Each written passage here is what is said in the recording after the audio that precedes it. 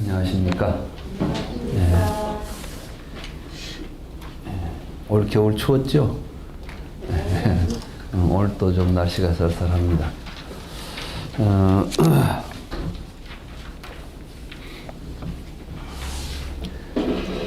지난 강의에 이어서 이제 다시 중론 강의를 이어서 하도록 하겠습니다. 오늘은 또 새 학기가 시작되는 첫 시간이기 때문에 그동안 공부한 것을 잠깐 복습하고 이제 진행을 하도록 하겠습니다. 보니까 이번 학기에 처음 강의를 수강하신 분도 계신 것 같은데, 예, 좀 손들어 보세요. 오늘 처음 오신 분. 예. 또 처음 오신 분도 계시니까 이제 강의를 이어가기 위해서 간단하게 지난 학기에 공부했던 내용에 대해서 간단히 말씀을 드리고 그리고 강의를 이어가도록 하겠습니다. 또 지난번 강의에 들었던 분들도 다시 한번 들으면 더 정리가 되고 또 새로 공부를 이어가는데 도움이 될 것이라고 생각이 됩니다. 이 중론은 초기 대승불교의 어떤 그 사상을 체계적으로 논리적으로 정리한 책입니다. 이 책을 쓰신 분은 인도에서 2세기 초, 그러니까 이제 지금부터 약 거의 그 2000년 가까이 전이죠. 그러니까 2세기 초니까 AD 150년 무렵이라고 생각이 돼요. 굉장히 이제 오래된 책이죠. 나가르주나라고 하는 분이 이 책을 썼어요. 그러면 왜 이 책을 썼을까? 그 당시 왜 이런 책이 세상에 나오게 됐을까? 그런데 이제 이분은 불교 역사에서 제2의 붓다다. 그러니까 이 세상에 부처님이 두 분 나오셨다. 처음 서가모니 부처님이 나오셨고 그 뒤에 이 용수보살이 나왔다. 이렇게 평가를 받는 분이에요. 그러니까 불교계에서는 불교 역사 속에서 가장 위대한 인물을 친다면 부처님 다음으로는 이 용수보살을 이야기하는 겁니다. 그럼 왜 이분을 이렇게 높이 평가하느냐? 이분으로부터 이제 후대의 대승불교의 사상적 토대가 이분에 의해서 만들어지는 거예요. 그리고 그것을 만들었던 책이 바로 이 중론인 것입니다. 그래서 이 중론은 그만큼 불교 역사에 있어서는 굉장히 중요한 의미를 갖습니다. 그렇다면 왜 중론이 그런 의미를 갖고 또 왜 중론은 그러한 용수보살은 왜 중론을 그 당시 써야만 했을까? 이미 부처님께서 성불 하셔가지고 45년 동안 설법하신 법문들이 있습니다. 이게 우리들이 요즘 읽게 되는 니까야 또는 아함경이라는 경들입니다. 그리고 부처님께서 열반하신 뒤에 이 경을 가지고 이제 어떻게 이걸 해석할 것이냐, 이 말씀을 어떻게 우리가 이해할 것이냐, 이런 문제들이 나타납니다. 왜 이런 문제가 나타나겠습니까? 여러분들이 성경을 읽어보면 별로 이렇게 생각할 게 없어요. 그냥 그랬는가 보다 하고 다 들으면 이해가 되는 이야기예요. 태초에 하나님이 천지를 창조하셨느니라. 그 말 자체가 어렵진 않죠. 문제는 뭐냐면 정말 창조한 거야 안 한 거야? 그럼 우리가 알 수가 없어요. 그러나 그 말 자체가 어렵진 않아요. 그렇죠? 그러니까 초등학생한테 읽어줘도 다 알아듣습니다. 문제는 뭐냐? 믿을래 안 믿을래지. 믿거나 말거나 중에 하나지 이것이 어렵거나 심오하다는 이야기는 아니죠. 태초에 하나님이 천지를 창조하는 게 참 심오하다 내용이 이런 건 아니잖아요. 뭐 아담과 이브가 사과를 따먹고 쫓겨났다. 그게 아주 심한 이야기는 아니잖아요. 근데 부처님 말씀은 좀 달라요. 예를 들자면 부처님께서 일체는 12입처다. 뭐 이런 말씀을 하셔요. 12입처는 뭐냐면 안입이 설신의 색성양 미촉법이 이 세상 모든 것을 다 만들어낸 건 안입이 설신의 색성양 미촉법이다. 태초에 하나님이 천지를 창조하셨느니라. 이런 말은 별로 어렵게 느껴지지 않지만 여러분들에게 눈, 귀, 코, 혀, 몸, 마음으로 세상은 눈, 귀, 코, 혀, 몸, 마음이 만들어낸 것이다. 일체는 모두가 다 이런 것들이다. 이렇게 말하면 여러분들은 그 쉽게 이해가 됩니까? 무슨 내 눈이 뭔 세상을 만들었겠어요. 바깥에 세상이 있는데. 바깥에 있는 세상을 내가 보고 사는데 무슨 말씀입니까?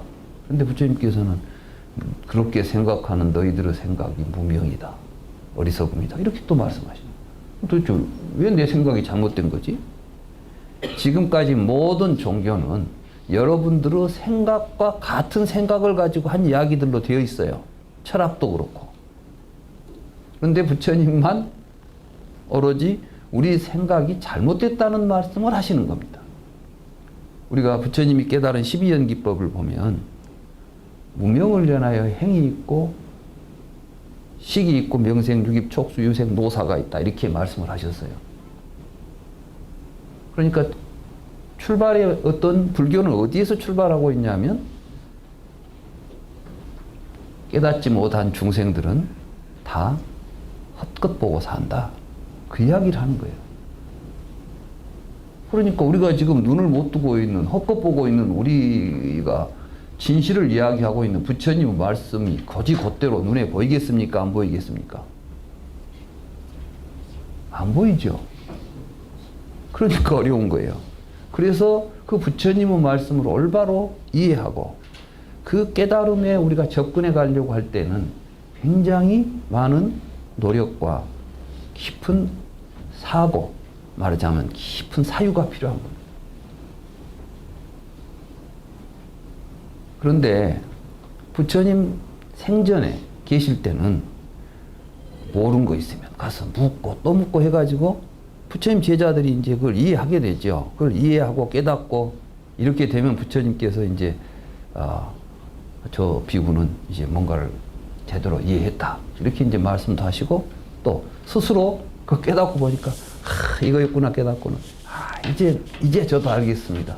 그래서 불교는 모두가 자각법입니다. 자각법.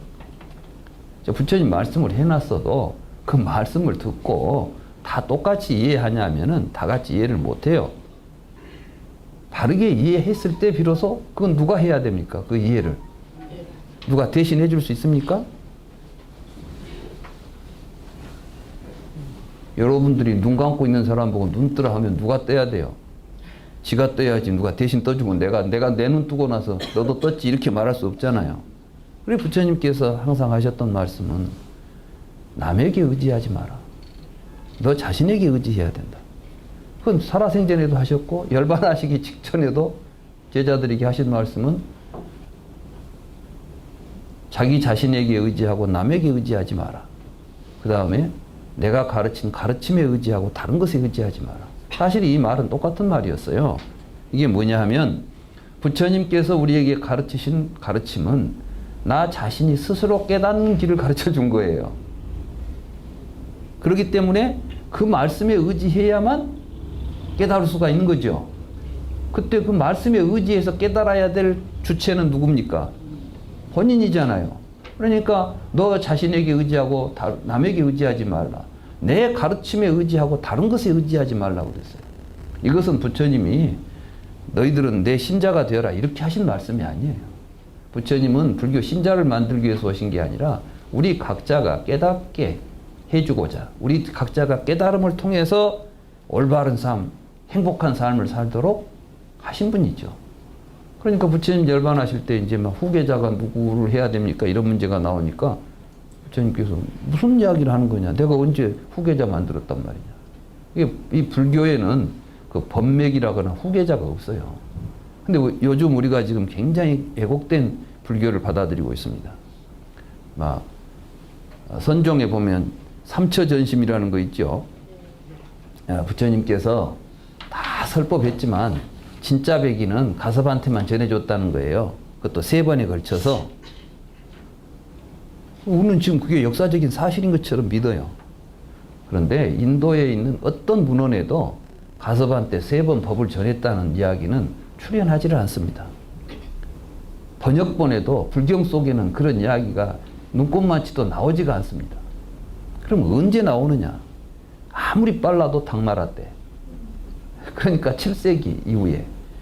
아니면 9세기, 10세기에 만들어진 문헌 속에 비로소 그런 이야기가 나요. 이건 뭐하고 맥락을 같이 하냐면은 선종에 출연하고 중국에서 선종이라는 종파가 출연하면서 우리 선종은 교종보다 우월하다는 것을 이야기하려고 하니까 교종의 말씀은 안한이 전에 받았고, 그러니까 이제 부처님의 말씀을 전부 모아서 경전을 편찬하는데 주도적인 역할을 했던 분이 안한다 존자지요. 부처님 말씀을 들어서 전해줬으니까. 그런데 말씀이 아니라 부처님의 법은 마음에서 마음으로 이심전심하는 건데 그 신법을 전수받은 사람은 가섭이었다. 그래서 가섭이 그 뒤에 이제 쭉 전해가지고 28전 28번째 조사가 달마다. 근데 달마가 어느 날 갑자기 인도가 싫어서인지 어쩐지 모르지만 중국으로 왔어요. 그래서 이제 선종에 이제 화두가 하나 만들어지는 거예요. 조사설에. 달마 조사가 왜 서쪽으로 왔는고. 그걸 생각해 봐라. 나는 그걸 생각하면 불법이 깨달아지는지는 잘 모르겠어요. 근데 한번 생각해 봅시다. 여러분들이 달마가 왜 서쪽으로 왔는지를 알면 부처님의 깨달은 경지가 다 보일까요?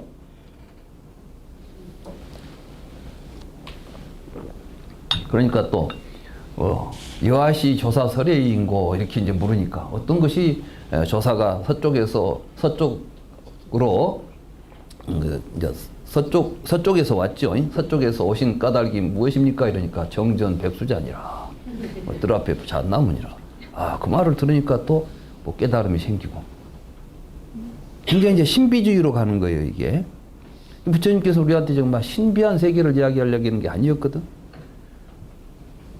이제 이런 전통에서 만들어진 선종이 나쁘다는 게 아니라 선종을 잘 들여다보면 선종이 당시 나올 수 있는 역사적 상황이 있고 그걸 우리가 정확하게 안다면 어떻게 우리가 불교를 하는 것이 정당한 길인가에 대한 그 문제의식이나 답을 선종도 가지고 있어요. 근데 문제는 이거는 역사적인 사실을 도외시한 채 그것을 교조화하고 신비화하고 이렇게 만드는 것은 문제가 있는 것이죠. 근데 오늘 지금 우리가 가지고 있는 현실들은 사실이 아닌 것에 근거해 가지고 터무니없는 망상들을 가지고 환상을 만들어서 깨달음을 이야기하고 있는 거죠. 여러분들이 깨닫자 하면 뭘 깨닫자 하는지도 모르면서 깨달아야 된다는 생각은 또 엄청나게 합니다. 그래서 막 깨닫자고 앉아서 선방에 앉아있는데 뭘 깨닫는데요? 그러면 깨달아봐야 알지요 이래요. 사실 아닙니까? 뭘 깨닫자고요? 그러면은 자기가 내가 깨닫고자 하는 건 이겁니다라고 목표를 정확히 가지고 수행을 하고 있습니까? 모르니까 수행하는 거지. 깨달아야 할 거 아니야. 이런 식으로 수행합니까? 이게 참 굉장히 이제 잘못된 수행들이죠. 이 부처님께서 이 깨달은 내용이 쉬우면 우리가 천상천하 유아독존이라는 말씀을 하셨겠어요? 천상천하 유아독존이라는 말도 또 선종에 가면 말이 왜곡됩니다. 뭐가 있냐면 다 내가 독존이라는 거예요. 각자가 다 부처니까 천상천하 유아독존은 다 우리 중생들이 다 부처다 뭐 이런 이야기를 했다는 거예요. 그렇잖아요. 천상천하 유아독존이라는 말은 부처님의 깨달음이 정말 이 우주의 역사에서 이런 깨달음이 나올 수 있다는 것 자체가 너무나 참 기적 같은 일이고 훌륭한 일이다. 부처님 같은 분은 세상에 아무도 없다. 천상천하 무여불 그러잖아요.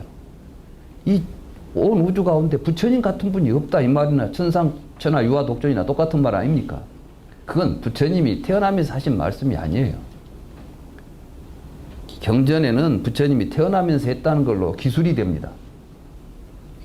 어디 세상에 태어나자마자 말하는 애가 있으며 또 7걸음을 사방으로 돌아다니면서 하늘과 땅을 가리키고 천상천하 유호덕존 삼기계고 아당한지 이런 이야기를 하겠습니까? 그건 후대에 그런 분이 그날 태어났다는 이야기를 하는 거예요. 이제 그분을 우리가 뒤에 평가해 보니까 부처님은 어떤 분이냐? 정말 이 온 우주 가운데 그분하고 비교가 될 만한 존재가 없다는 거야.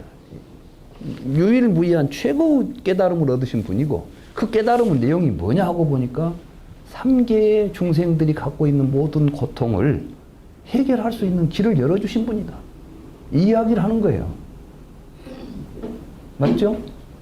그래서 천상천하 유화독존 3계 계고 아당한지 사실 이 말이 같이 붙어 있는 거예요. 또 뒤에 말은 쏙 빼고 천상천하 유화독존만 이야기하면서 이걸 가지고 뭐 선돌이라고 해버리면 안 되는 거지.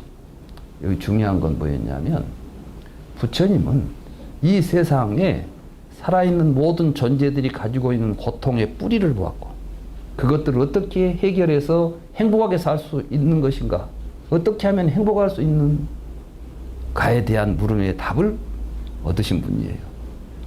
그리고 그것이 곧 세상에서 가장 존귀한 가치인 것이죠. 자, 이 세상에서 제일 훌륭하고 제일 가치 있는 건 뭐겠습니까? 뭐예요? 모르세요? 행복이에요, 행복. 행복. 어려울 거 하나도 없어, 행복. 오늘 우리가 지금 뭐 좀 이따 뭐 저 탄핵 뭐 보지요? 그것도 왜 이 문제를 개요? 뭔가 지금 우리가 삶이 불행해진 거예요, 그것 때문에. 그렇죠? 우리가 지금 행복해졌다면 그 이야기 하겠어요? 문제가 불거지는 게 뭐 때문에 문제가 항상 생깁니까? 여러분들이 뭐 문제라고 이야기한 것은 한마디로 말하면 문제의 핵심이 뭐냐면 행복하지 못하다는 거예요. 그러니까 이 세상의 모든 것은 다 행복을 지향하고 있습니다. 과학이건 종교건 철학이건 뭐건 간에. 그러니 부처님은 그걸 정확하게 인식하고 우리가 해결해야 될 문제는 괴로움으로부터 해방되는 것이라는 이야기를 하신 거예요. 뭐 천당에 가네 어디 가네 이런 이야기는 다 쓸데없는 소리야. 천당이 괴롭다면 가겠어요 안 가겠어요? 예? 천당이니까 갑니까? 거기 가면 행복하니까 갑니까? 극락이 왜 갑니까? 아미타불 있어서 아미타불 구경으로 갑니까? 거기 가면 행복하니까 갑니까? 예? 지옥이 행복하다면 지옥을 가겠습니까? 천당을 가겠습니까? 저 땅 밑에가 행복한 곳이 있어요. 그럼 땅 밑으로 가야지 왜 하늘로 갑니까? 실제로 우리가 불교를 공부하면서 이 어떤 환상적인 것에 속아 넘어가면 안 됩니다. 뭐 깨달으면 뭐가 뭐 달라지고 뭐가 이게 아니에요. 사실 불교의 모든 깨달음이나 불교의 핵심은 우리는 어떻게 해서 괴로움을 해결하고 행복해질 것인가. 그래서 부처님은 곳곳에서 나는 항상 괴로움과 괴로움의 소멸에 대해서 이야기한다. 나는 사성제를 깨달았다. 이 사성제를 보십시오. 고오진멸도라고 돼 있잖아요. 그런데 그 괴로움을 부처님이 추적해 보니까 괴로움의 뿌리가 우리들은 무지에 있더라는 거예요. 이거 아주 굉장히 중요한 사실입니다. 여러분들은 내가 좀 뭘 몰라서 괴롭다고 생각해 본 적은 없죠? 괴로움이 지금 뭔가 밖에 있다고 생각했죠? 여러분들은 지금까지 괴로움의 원인을 이야기하라 그러면 배운 것이 없어서, 뭐 돈이 없어서, 뭐 집이 뭐 불우해서, 뭐 어디서 전부 바깥에다 핑계를 대잖아요. 지금까지 그랬어요, 안 했어요? 그러니까 이제 해결해 하려고 하면 누가 돈 많이 벌게 해준다고 뭐 그거 쫓아다녔잖아요. 행복해지려고. 여러분 지금까지 그렇게 많이 살았을 거예요. 만족하십니까? 가도 그것이 만족이 안 되면 잘못된 줄 알아야 되는데 아직 부족하다고 생각하는 거야.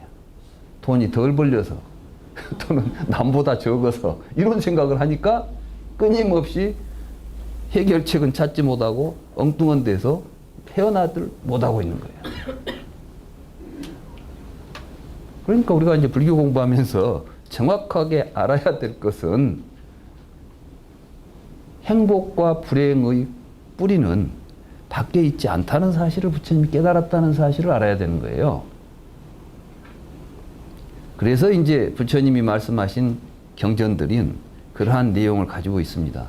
그런데 부처님이 열반하신 뒤에는 그 말씀을 제대로 이해할 수 있는 사람들이 이제 사라져버린 거예요.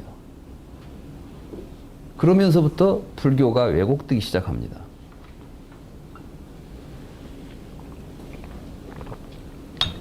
부처님 열반하신 지 300년쯤 됐을 때 많은 사람들은 부파불교의 분열을 처음에 100년, 부처님 열반하신 지 100년 뒤에 계율상의 문제가 생겨가지고 부파가 나뉘었다. 이건 사실은 핵심적인 분열이 아닙니다. 그때는 뭐냐면 계율 때문에 사실은 부처님께서 열반하시기 전에 그 파리니빠나 숫다, 이 디가니카의 파리니빠나 숫다라는 경이 있습니다. 이건 뭐냐면 부처님 열반하시기 전에 부처님의 그 가르침, 그 상황을 쭉 기록하고 있는 경전이에요. 거기 보면 부처님이 열반하시면서 이렇게 말씀하십니다. 그 자질구레한 것들, 중요하지 않은 계율들은 그때그때 그냥 그 상황에 맞추어서 없앨 건 없애고 새로 만들 건 만들어도 된다. 이게 부처님은 막 이렇게 뭘 하나 붙잡고 앉아서 집착하시는 분이 아니에요. 계율은 뭐 때문에 만들었어요? 사실은 승가의 율이라는 것이 만들어지는 것은 여러 사람들이 모여 살다 보니까 거기에 적절한 규율이 필요한 겁니다. 그러겠죠? 그러니까 율에 보면은 별게 다 있어요. 밥 먹으면서는 쩍쩍대지 마라. 어디 함부로 침 택택 뱉지 마라. 왜냐하면 같이 대중생활하면서 침 택택 뱉고 다니면 불쾌하잖아요. 그러니까 항상 그래서 그 율장에 보면은 뭐 비구니는 350개인가 되죠? 350개가 넘을 거예요. 그리고 이 비구기는 250가지가 됩니다. 250가지 외우고 다니는 사람도 없을 거예요. 그거 어떻게 다 외웁니까? 근데 거기 보면은 일상적인 생활에서 해야 될 것. 그럼 이제 부처님은 같이 공동생활 하다가 어떤 문제가 생기면 그 함께 사는데 그러면 불편하지 않겠어? 그러면 이제 율이 되는 거예요. 근데 그런 것까지 전부 똑같이 지켜야 된다는 이야기는 좀 그렇잖아요. 또 한 번 만들어진 것만 지키고 이제 그 뒤에는 뭐 안 지켜도 된다가 이것도 문제가 되잖아요. 그래서 부처님께서 열반하시기 전에 율에 대해서는 중요한 것이 아니고 사소한 것들은 그냥 시대가 또 변하면 버려도 된다 이런 거예요. 말하자면은 이제 출가인들은 돈 같은 걸 소유하면 안 돼요. 돈을 손에 만져도 안 돼 이거. 그러니까 우리 지금 남방불교의 저쪽 그 스님들은 그래서 실제로 돈을 안 만지잖아요. 전부 이제 이 돈은 누가 하냐면은 바로 이제 거기 집사나 이런 사람들이 이제 대신 해요. 그리고 또 그건 불교 국가이기 때문에 스님이 어디 가는데 차를 탔는데 뭐 요금 달라고 하지도 않아요. 왜냐하면 돈 없는지 뻔히 아니까. 근데 저 사람한테 돈 달라고 할 수가 없잖아. 없는 분인데 혼자서 걸어갈 수 없으면 타라고 타긴 타야지. 하기야 제가 70년대 초에 제가 이제 승복을 입고 버스를 타니까 그때 그 버스에 그 시내버스에 차장이라고 여자들이 있었잖아요. 시내버스 안내원들이 있었잖아요. 근데 돈 달라는 소리를 안 하더라고. 그러니까 이제 그때 생각에 뭐 스님이 무슨 돈 있겠냐. 그러니까 우리나라에도 벌써 스님들한테는 그 돈을 그 받을 수 없을 것 같은 의식이 있었던 거죠. 그런 의식이 있는 곳에서는 돈 없이도 다닐 수가 있겠지만 지금 같은 시대에 스님들은 그러면 뭐 어디 가면 서울에서 광주까지 막 걸어서 다녀야 된다는 이야기예요. 그건 말이 안 되잖아요. 그러면 이때는 이제 거기에 그 시대에 걸맞는 이제 율이 필요한 거지. 지금 불교가 율 지키자고 있는 겁니까? 행복하게 살자고 있는 겁니까? 계율의 목적도 어디에 있냐면 우리가 행복한 삶을 살기 위해서 필요한 것들이란 말이죠. 근데 1차적으로 이제 그 계율을 그러니까 시대가 한 100년쯤 지나고 나니까 뭐 돈도 좀 이제 가지고 다니면서 써야 될 필요가 있었던가 봐요. 그래서 어떤 이제 교단에 어떤 스님들은 어떤 동네에 가니까 그 동네 스님들이 율들을 좀 어기고 있는 거예요. 그래서 그것 때문에 이제 분단이 나가지고 서로 뭐 갈렸다. 대중부, 상자부가 갈렸다. 이게 이제 근본 분열이다. 이렇게 말하는데 그런 분열은 별로 큰 분열이 아니에요. 그러니까 그것 때문에 상종을 못 하겠다. 뭐 서로 뭐 적대감을 갖거나 하진 않아요. 이제 저 사람들은 좀 행실이 좀 그렇구만. 이런 정도지. 그러나 그 뒤에 한 300년쯤 지났을 때는 교리를 해석하는 그 교리 해석상의 차이들이 나타나가지고 부파가 분열하게 됩니다. 이 분열이 정말 중대한 분열인 것이죠. 그럼 이때 왜 이런 일이 벌어지느냐? 우리는 그걸 이제 역사적으로 고찰해 봐야 돼요. 역사적으로. 그럼 300년쯤 지났을 때 인도에는 어떤 사건이 벌어지냐면 아쇼카 왕이라는 분이 나타나가지고 인도를 통일해 버려요. 그 전에는 인도라는 나라가 한 국가를 인도라고 부르지 않습니다. 그때는 각 지방마다 조그마한 나라들이 수십 개의 나라가 있었어요. 부처님 당시에도 16개의 대국이 있었다고 그래요. 그러니까 큰 나라만 그 규모가 있는 나라야 수만 16개고 그 밖에 잔 나라까지 이야기한다면 셀 수 없는 나라가 있는 거죠. 우리도 삼국 이전에 보면은 뭐 가야만 해도 동네마다 가야가 있잖아요. 뭐 성산가야, 뭔가야, 고령가야, 뭐 많이 있잖아요. 여기는 또 뭐가 있었어요? 저 전라도 쪽에는 마한이 있잖아요.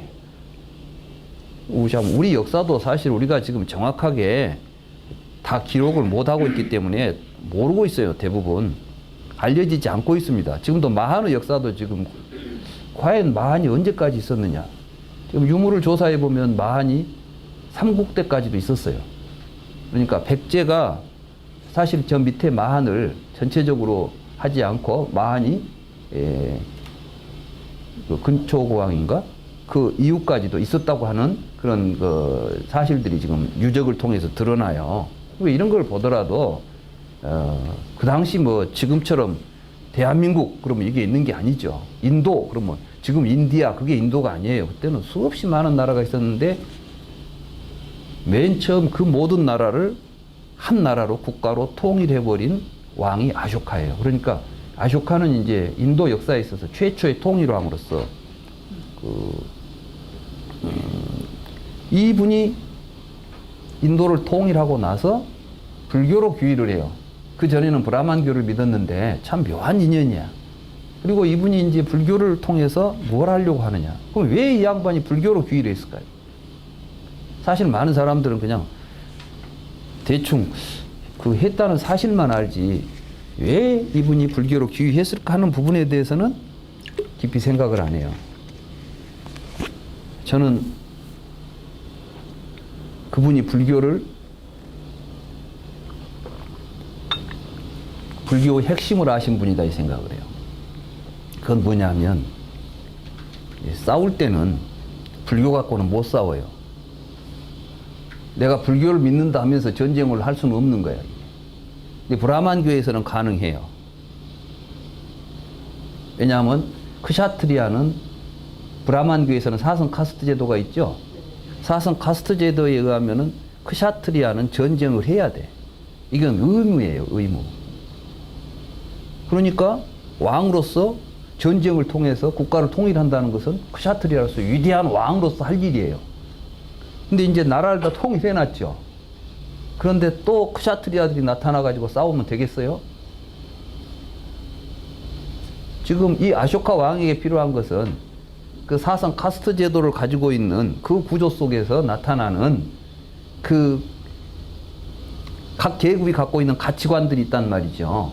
이것보다는 부처님 법은 뭐였냐면 모든 중생들에게 자비를 베풀고 평화롭게 사는 거예요. 싸우지 않고 사는 게 불법이에요.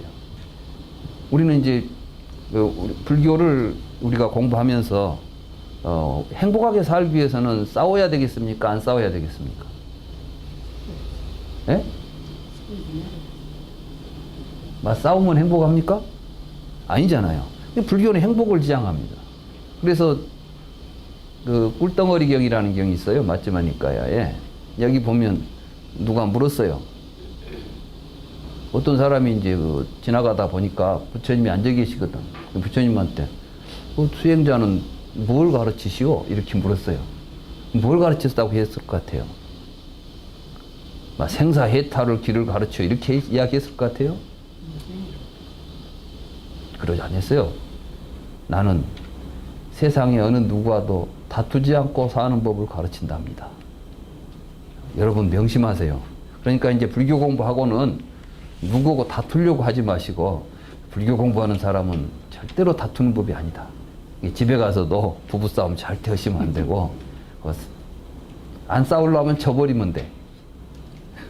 아시겠어요? 그러니까 불경에 보면 보살로서 수행하는 사람들이 누구를 이긴 적이 없어.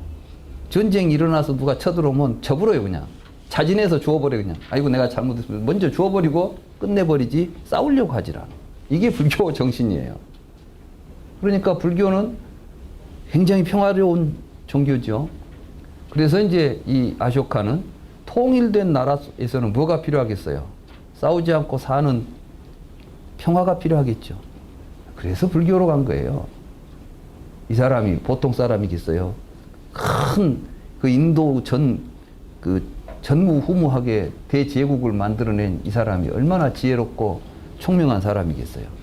근데 서로 이 여러 나라가 서로 경쟁을 하고 다툴 때는 전쟁을 통해서 통일이 필요하니까, 그때는 브라만교를 믿고 브라만교의 어떤 그 가치관을 가지고 일을 해놨지만 통일하고 나서는 곧 불교로 돌아옵니다. 그러니까 제가 볼 때는 이분이 그 뒤에서 불교를 배운 게 아니라 이미 불교에 대해서 잘 알고 있었고 불교를 굉장히 좋아했지만 자기가 전쟁을 해야 되는 상황에서는 불교를 표방할 수 없어서 브라만교도로서 행동하고 뒤에 가서 개종을 하는 겁니다.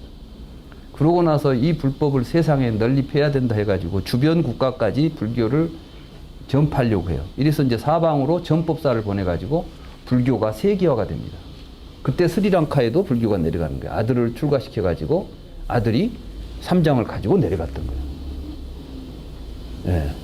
그러니까 우리가 그 역사를 보더라도 그런 눈을 가지고 좀 보게 되면 역사가 바로 보이는 거죠.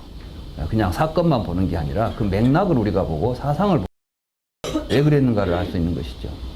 그런데 그 아쇼카 왕이 이 불교를 진작시키기 위해서 굉장히 애를 써요. 그래서 이제 스님들한테 굉장한 이제 우대를 하는 겁니다. 그리고 스님들이 수행을 편히 하고 경제적인 궁핍이 없도록 하기 위해서 사원에다가 많은 전답을 줘요. 옛날에는 전답이 제일 큰 재산 아닙니까? 그래서 이제 사원이 부유해졌습니다. 근데 여기까지는 좋은데 그게 이제 문제예요. 사실은 부처님은 가난해서 돌아다니신 분이 아니거든.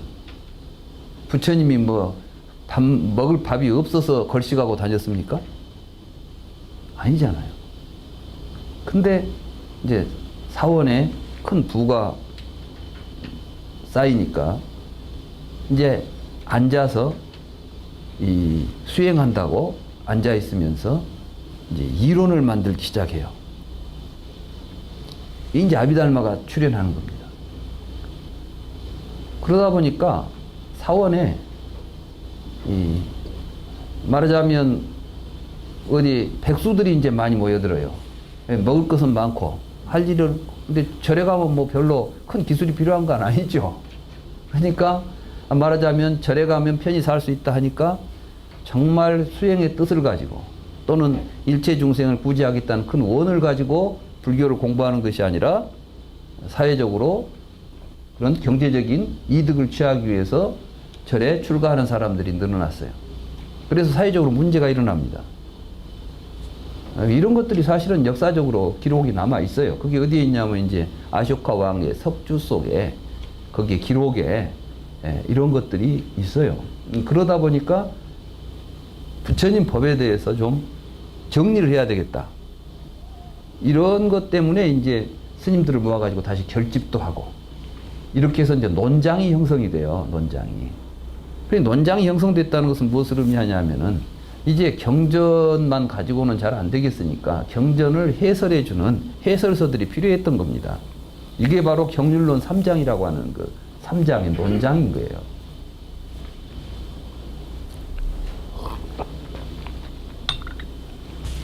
이런 논장들이 이제 만들어졌는데, 그러면 그게 제대로 된 해석을 하고 제대로 된 관점을 우리에게 보여줬다고 한다면 문제가 없을 것인데, 사실은 부처님법이 너무 심오하다 보니까 이게 잘 안 됐던 거예요. 그래서 지금 우리가 아비달마라고 하는 책들을 읽어보면 제 시각으로는 그렇습니다. 이제 많은 분들은 또 요즘 아비달마 공부하신 분들은 제 이야기를 들으면 굉장히 불쾌하실 거예요. 왜냐하면 아비달마가 최고인데 부처님 법을 아비달마처럼 잘 해석해 준 사람들이 없는데 그렇게 해야 되는데 이렇게 이제 이야기하는 거예요. 근데 제가 볼 때는 아비달마는 불교의 핵심을 놓쳐버렸어요. 그게 뭐냐 하면, 첫째는 부처님은 이 세계에 대해서 바깥 세상을 이야기하지 않습니다. 부처님께서 어떤 말씀을 하셨냐면, 나는 의식이 있고 생각이 있는 한길 몸속에 있는 세간과 세간의 집과 세간의 멸과 세간의 멸에 이르는 길을 이야기한다. 그러니까 이 사성제 도리가 어디에 있냐면 우리의 삶 속에 있는 거예요. 말하자면 부처님께서 말씀하신 생각이 있고 의식이 있는 한길 몸이라는 게 뭡니까? 살아있는 우리예요. 우리가 살아있는 우리가 삶 속에서 일어나고 있는 세간에 대한 이야기를 하는 것이지 내 바깥에 있는 이런 이야기를 하고 있지 않다는 거예요, 지금. 이 생각을 화엄경에서 뭐라 했냐면 일체 유심조라고 말씀하신 거예요. 그러니까 사실 부처님께서는 일체 유심조 도리를 가지고 우리에게 설법을 했던 거예요. 근데 아비달마 불교인들은 그것이 일체 유심조리라고는 상상도 못하고, 그러면 그건 물질인데, 그건 사대로 된 것들이 밖에 있는 것들인데, 이것들이 서로 시간과 공간 속에서 어떻게 움직이면서 세상을 만들어내고 있는가, 이런 걸 이제 연구하기 시작한 겁니다. 그러니까 부처님의 가르침이 제대로 이해되고 있는 게 아니라 굉장히 왜곡돼 가지고, 다시 말해서 우리의 의식 내부 속에 있는 우리의 의식의 세계를 지금 부처님이 계속해서 설법하고 있는 건데, 그걸 갖다가 밖에서 보이는 것을 실제화시킨 다음에 이것들 가운데는 유의법과 무의법이 밖에 있다는 겁니다. 유의법은 3세의 시간에 거쳐서 계속 변해가는 것이고, 무의법은 변치 않는 것이고, 유의법은 연기한 것이고 무의법은 연기하지 않는 것이에요. 이건 기가 막힌 착각입니다. 왜냐하면 연기라는 말은 일체 세상의 모든 것들은 연기한다는 이야기를 하고 있는 겁니다. 그 연기라는 말 자체가 일체 유심조라는 말과 맞닿아 있는 말이에요. 그러니까 일체가 모든 것은 연기한다는 이야기를 했지, 연기한 것도 있고 연기하지 않는 것도 있다는 이야기를 하지 않았어요. 근데 그 사람들은 연기를 또 어떻게 풀었냐면 인연이라는 말로 풀어요. 인연생기라는 말로. 그러면서 또 인과 연이라는 게 따로 있어요. 여러분들은 전부 연기를 그렇게 공부하셔가지고 지금 인연, 연기 그러면 어떤 이야기를 하냐면은 콩으로 이제 콩에서 뭐 콩나물 되는 이야기를 해요. 콩 씨는 뭐예요? 인이죠. 옆에 있는 뭐 습기나 이런 건 연이죠. 인과 연이 합쳐가지고 콩나물이 나온다 이렇게 말하잖아요. 이게 연기다고 말하죠. 인연 생기, 인연에 의해서 뭐가 생기는 거니까. 지금 부처님이 그 이야기 하신 것 같아요?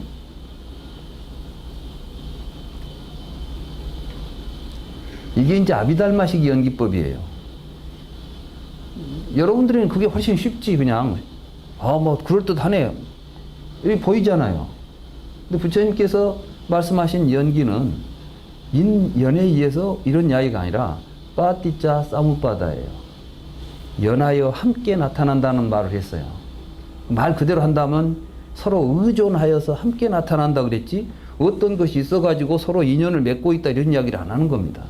근데 인이 되는 존재와 연이 되는 존재가 있어야 되겠죠. 인연법이 이제 아비달마식으로 연기를 설명하려면 콩도 있고 물도 있어야 콩과 물이 합쳐져 가지고 콩나물이 만들어질 거 아니에요. 그러면 콩나물은 공하지만은 물과 콩은 있어야 될 거 아니에요. 콩나물은 뒤에 나온 것이지만 콩나물이 나오기 위해서는 콩하고 물이 먼저 있어야 되잖아요. 이게 인과 연이 되는 어떤 기본적인 실체들은 이제 있어야 돼. 이것을 75가지로 나누어 가지고 75법이 있고 이것들이 또 각기 종류가 달라서 각가지 다른 종류들이 5의 5가지로 구분될 수가 있고 막 이런 식으로 이론을 만들어내는 겁니다. 부처님은 전혀 하지도 않은 이야기들을 부처님 말씀을 이해하기 위해서 새로운 이론들이 더 복잡하게 만들어져 버린 거예요. 사실 저도 공부하다 보니까 처음에 아비달마 공부를 좀 해보니까 무슨 개념들이 그렇게 많고 많은지 복잡해서 이루 말할 수가 없는 거예요. 어떤 사람들은 그러니까 심오하다고 이야기하죠. 근데 제가 보니까 그런 유의 철학은 지금까지 다른 데서 다 했던 거예요. 서양 철학을 보면 모든 것들을 이렇게 개념적으로 분류하고 그것들이 가지고 있는 개념으로 규정된 것들은 실체로서 고정이 되고 그 고정된 실체를 가지고 있는 것들은 어떤 속성을 가지고 있는 것이 되고 그런 것들이 서로 모여서 이러이러한 작용을 한다는 설명을 해냅니다. 이게 뭐 이론이라는 게 다 이런 거예요. 말하자면 말잔치죠. 말을 만들어 가지고 말들끼리 서로 이론들을 형성하게 되고 그 이론들에 의해서 우리가 이해를 하게 되고 그 시각으로 세상을 봐야 되고 이때 아비달마는 이제 그런 것들을 정당화시켰던 거예요. 그렇게. 그러다 보니까 이론이 다른 이론이 나올 수밖에 없는 거예요. 우리가 이제 철학사를 보게 되면 제가 이제 어려서 철학과를 갔을 때는 위대한 철학자들은 다 진리를 잘 알고 있는 분처럼 이제 믿고 갔어요. 뭐 칸트, 뭐 헤겔, 소크라테스, 아리스토텔레스, 막 이런 이야기를 들어보면 그분들은 말씀이 진리처럼 생각될 거 아니에요. 근데 하다 보니까 플라톤이라는 사람이 한 이야기를 아리스토텔레스가 거부하는 거예요. 다시 말해서 아리스토텔레스는 플라톤 제자인데 선생한테 공부를 했는데 생각은 또 달라져 버리는 거예요. 그러면 그 뒤에 보니까 계속 보니까 전대의 진리를 부정하는 역사더라고. 그럼 누가 진리를 이야기했어요? 아무도 진리를 이야기하지 않고 있는 거예요. 그런데 철학과에서는 부지런히 그걸 공부하고 있는 거예요. 웃기잖아요.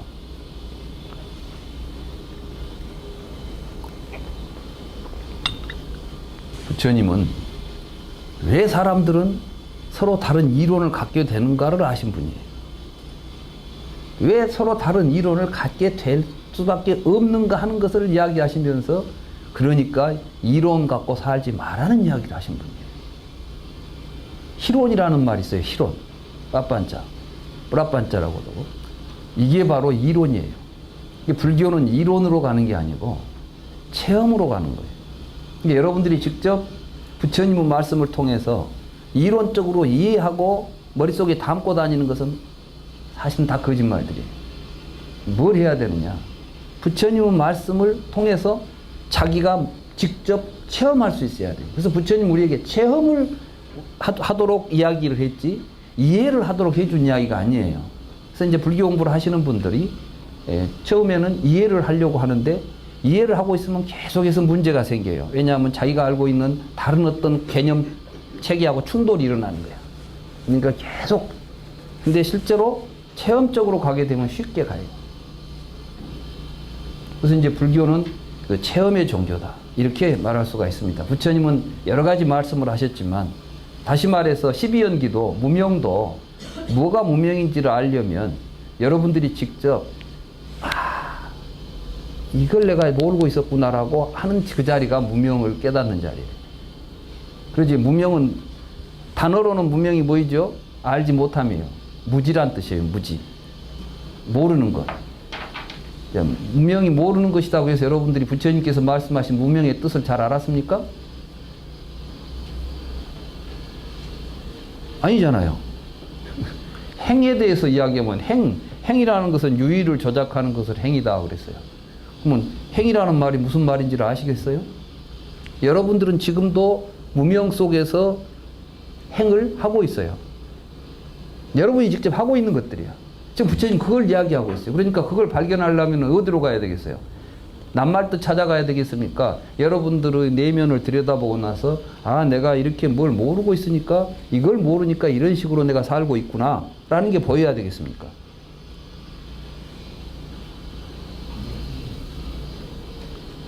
불교는 강의를 듣는 데서 만족하시면 안 돼요. 끊임없이 자기 자신을 들여다보고 이 말씀이 어디에 닫아 있는가를 자기 자신을 통해서 확인해야 되는 것이죠. 이런 과정을 통해서 불교가 전개되는 것인데 아비달마 불교는 막 이론을 만들다 보니까 심지어는 아라하는 어떤 경지가 아라하냐 해가지고 아라한의 내용 가지고도 서로 달라요.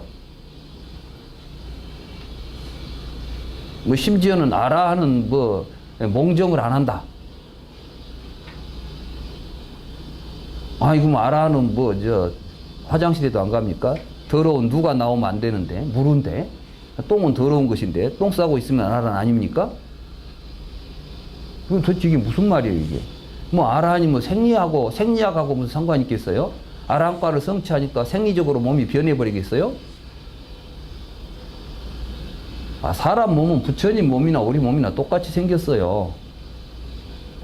근데 그런 걸 가지고 신비화 시키니까 아라한이 되면 뭔가 이제 생물학적으로 다른 존재가 될 것처럼 착각하게 만든단 말이죠. 지금도 우리가 보면 뭐 도인들은 뭐 안 먹고도 살 것처럼 어떤 사람은 뭐 하늘에서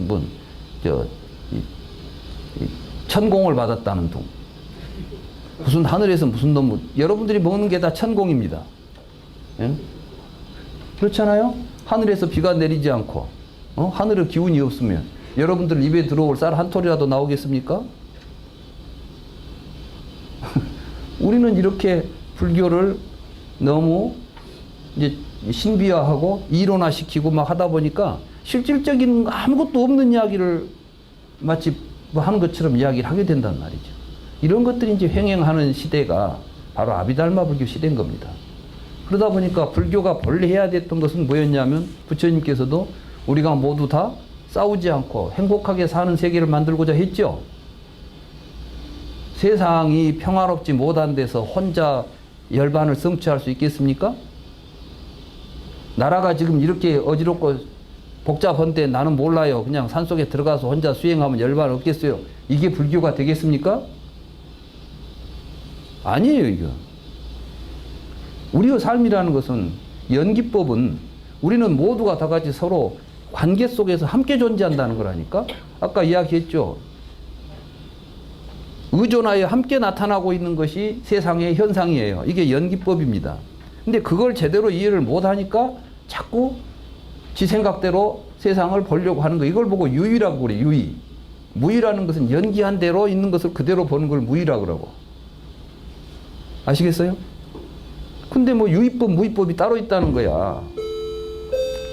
연기하지 않는 법이 없다는 것이 불교 가르침인데 열반은 연기하지 않는 것, 인연에 의해서 생기지 않는 것 이렇게 규정해버리고 그러니까 얼마나 큰 왜곡이 일어났습니까? 이때 이제 대승불교가 나타납니다. 그래 나타난 게 금강경이나 이런 반야부 경전들이 처음에 나타나요. 그래서 이제 반야부 경전에서는 불교의 근본 가르침이 무쟁에 있다. 사실 우리 금강경을 사람들이 또 공돌이를 이야기한다고 생각해요. 그런데 사실은 금강경 속에는 공이라는 단어가 단 한 글자도 안 나옵니다. 무슨 이야기가 나오냐? 거기는 무쟁에 대한 이야기가 나와요. 그래서 수보리 보고 수보리가 무쟁의 수행자다. 이렇게 이제 부처님이 그 금강경에서 수보리를 인정하죠. 그러니까 금강경의 주인공이 수보리인데 바로 그 금강경은 우리는 어떻게 하면 서로 다투지 않고 사는 것. 근데 다툴 때 왜 자기를 앞세우니까 다툰다는 거야. 그러니까 아상을 없애자. 아상을 없애자는 것은 싸우지 않고 살자는 목적 때문에 아상을 없애자는 거지. 나를 없애버리자는 이야기가 아니에요.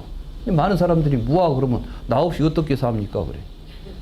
나 없이 살자는 이야기가 아니에요. 내 생각하지 말고 살자는 이야기지. 여러분들이 내 생각 안 하고 살아보세요. 남편을 보면 남편 생각만 하세요. 남편. 아내를 보면 아내 생각만 하세요. 내가 저 아내를 위해서 뭘 해줄까? 그렇게 한번 살아보세요. 싸움이 일어나나? 그렇지 않아요. 그렇게 되면 금방 화목해지고 금방 행복해지고 나 자신이 행복해짐을 느끼게 되는 거예요. 이렇게 했을 때, 아, 무아라는 것이 우리를 행복하게 하는구나, 라고 깨달음이 오는 거 아니겠어요? 무아를 이론으로 다투려고 하니까, 무아면 뭐, 내가 무아 같으면 뭐, 사람 죽여도 괜찮겠네. 없는 놈을 죽일 수도 없잖아요. 이게 뭡니까?